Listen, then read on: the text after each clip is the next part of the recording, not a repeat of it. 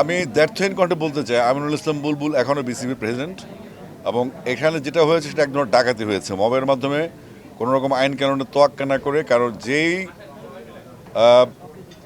তদন্ত কমিটি গঠন করেছিল ক্রীড়া পরিষদ, সেই তদন্ত কমিটির রিপোর্টে এই বিসিবি বোর্ড ছিল বৈধ এবং পরবর্তীতে তারা একটা রোবারি করে এটাকে অবৈধ আখ্যা দিয়ে তারা কোনো রকম সরকারের প্রজ্ঞাপন ছাড়া তার বিসিবি অফিস দখল করে ফেলেছে একটা মবের মাধ্যমে। এবং পরবর্তীতে আমরা দেখলাম সেখানে মন্ত্রীপুত্র শান্তিপুত্র সব কিছু মিলিয়ে বিশ্বের সেরা সেরা ক্রিকেটের অলরাউন্ডার যারা আছে এই কাউন্সিল হচ্ছে সামনে সাজানো একটি নির্বাচনের প্রস্তুতি এবং এটা অভ্যুত্থান ব্যর্থ। আমি বলবো যে এই ধরনের ক্রিমিনাল মেন্টালিটি নিয়ে আমাদের খেলাধুলো চলবে না। কারণ বিসিবিতে গত 17 বছর যে কথাগুলি ছিল, যেই লোকটা এখন বিসিবি কন্ট্রোল করছে তাকে আমরা দেখেছি সে গত 17 বছরে কোনো শব্দ করতে না। এবং বিসিবিতে যে এখন যে কাজগুলো হচ্ছে আমরা সেগুলো করে আসছি। আমরা যে 6 মাস কাজ করেছি, এই 6 মাস তারা অনেক চেষ্টা করেছে আমাদের ফল ধরতে, আমরা কি করেছি না করেছি। বাট আমরা তাদের মতো মুখরোচক কথাবার্তা বলি না। আমরা ক্রিকেটের বেইজ স্ট্রং করার জন্য কাজ করেছি এবং ক্রিকেটের বেইজটার জন্য আমরা যেভাবে একটা ইন্টারন্যাশনাল বোর্ড যেভাবে এগোতে চায় আমরা সেভাবে এগিয়েছি।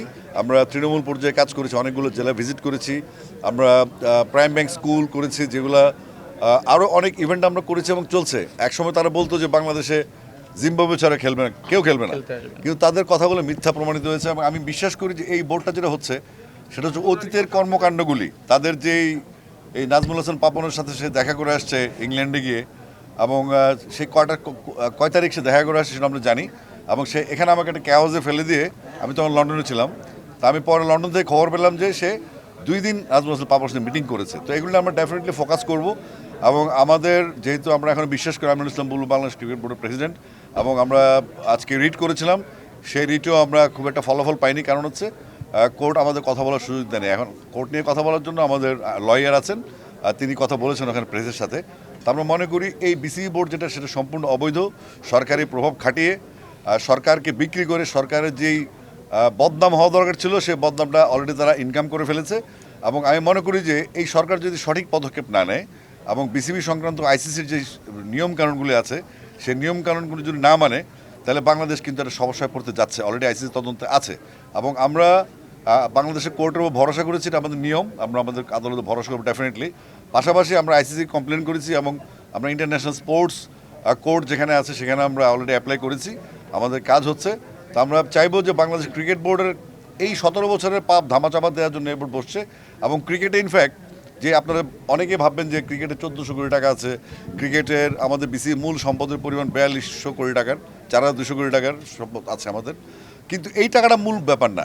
এই টাকাটার ক্ষেত্রে বিসিবিতে যেটা চলে সেটা ফিক্সিং, জুয়া চলে। এবং এই জুয়ার এই জুয়াটা আমরা আটকেছি 82%।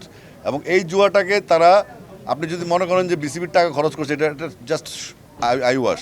বেসিক খেলা হচ্ছে 800 থেকে 1000 কোটি টাকার জুয়ার খেলা হয়, জুয়ার হয় বাংলাদেশের ক্রিকেটের বিভিন্ন স্তরে, বিপিএল থেকে শুরু করে, সেটা আমরা প্রোটেক্ট করেছি। এবং আমরা অনেক অনৈতিক কাজ যেগুলো বিসিবিতে হতো টিকিট নিয়ে, যেমন আপনার মনে করেন 1 কোটি টাকার টিকিটের হিসাবে পাওয়া যেত না, এরকম অনেক শত শত পয়েন্ট আমাদের কাছে আছে। আমরা আস্তে ধীরে এগুলো ব্রিফ করব। তবে আমি আপাতত বিশ্বাস করি এবং বলতে চাই দ্ব্যর্থহীন কণ্ঠে আমিনুল ইসলাম বুলবুল এখনও বাংলাদেশ ক্রিকেট বোর্ডের সভাপতি এবং এটাই ফাইনাল। আর পরবর্তীতে কি হচ্ছে না হচ্ছে সেটা রাষ্ট্রীয় রোবারি। আমি রাষ্ট্রকে অনুরোধ করব জিনিসটা খুব সুন্দরভাবে দেখার জন্য। কারণ বিএনপি আমার একটা দল, যেটা জনগণের দল, জনমানুষের দল, এবং এটা মাগুরার মতো কোনো গল্প যেন না হয়, এখানে যেন কোনো রকম কেলেঙ্কারি না হয়। আমি মনে করব বিএনপির উচিত বাংলাদেশের প্রত্যেকটা ঘরে 1-2টা হলে ক্রিকেট ফ্যান আছে, সেখানে স্বচ্ছতা নিশ্চিত করা এবং সরকারের ভাবমূর্তির জন্য তারা যথাযথ পদক্ষেপ নেবেন। আর আমরা তো আমাদের পদক্ষেপ নিচ্ছি। এই যে বিসিবি যে বর্তমান চালাচ্ছে, যে আমি ডাকাতি বলবো, এই ডাকাতদের মাধ্যমে তারা যে লন্ডন গিয়েছিল নাজমুল হাসান পাপনের প্রেসক্রিপশন নিয়ে আসছে, এবং নাজমুল হাসান পাপন অ্যাসিওর করেছে সে জয় শাহের সাথে কথা বলবে, এবং জয় শাহের সাথে এই ভরসা নিয়ে এসে আইসা 8 তারিখে বোর্ডটা ভেঙে দেয়।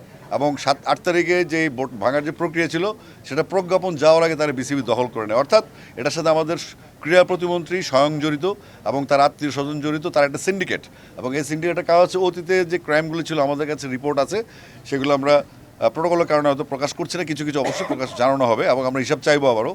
তো আমি বিশ্বাস করি যে বাংলাদেশের ক্রিকেটকে নিয়ে ছেলে খেলা করতে দেওয়া হবে না, আর হিসাবে থাকতে হবে। গত 6 মাস আমরা বোর্ডে ছিলাম, এই বোর্ডে 6 মাসে আমাদের কোনো কেলেঙ্কারি তারা বের করতে পারেনি, বরং কিছু কাওয়ার্ড যারা বের হয়ে গেছে ডাইরেক্টর তাদের কিছু কেলেঙ্কারি আমাদের হাতে আছে।